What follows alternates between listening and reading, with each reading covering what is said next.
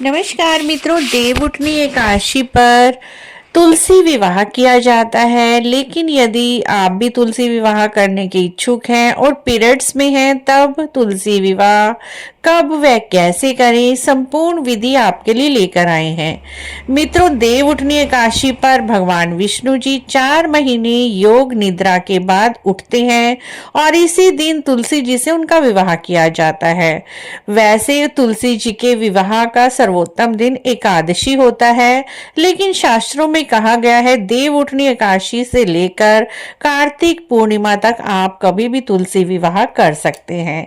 यदि आप भी इन दिनों पीरियड्स में हैं और तीसरा या चौथा दिन है और आपके मन में संशय है कि हम पूजा करें या ना करें, तो आप देव उठनी एकादशी पर विवाह मत कीजिए। आप कार्तिक पूर्णिमा पर भी विवाह कर सकते हैं, द्वादशी पर भी विवाह कर सकते हैं और वैकुंठ चतुर्दशी पर भी।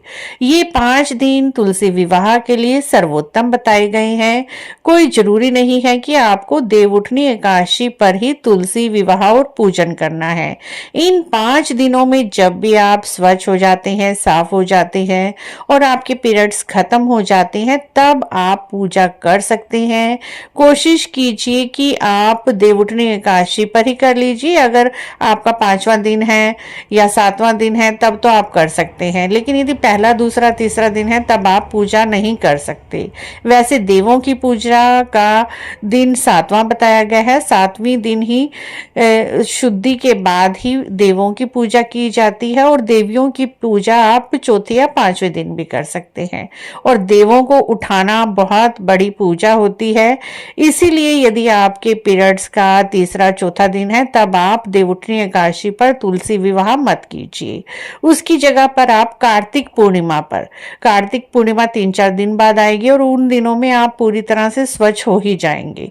यदि आप कार्तिक पूर्णिमा पर पूर्ण रूप से स्वच्छ हैं, साफ हैं, तब आप देव उठनी एकादशी पर तुलसी विवाह न करके कार्तिक पूर्णिमा पर भी कर सकते हैं।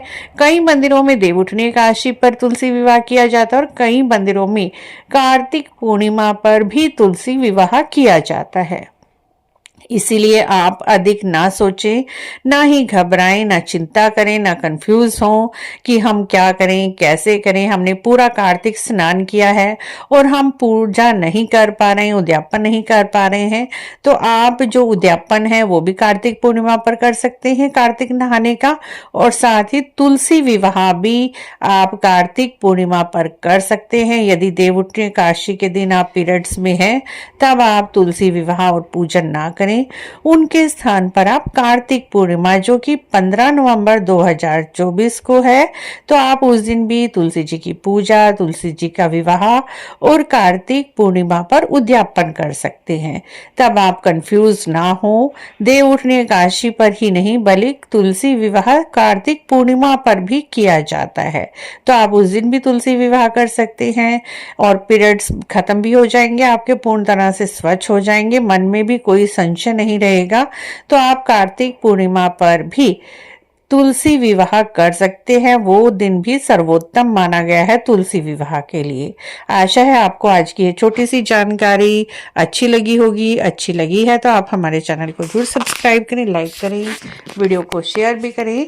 कमेंट बॉक्स में जय श्री तुलसी, जय तुलसी महारानी, नमो नमो, हर की पटरानी, नमो नमो अवश्य लिखें।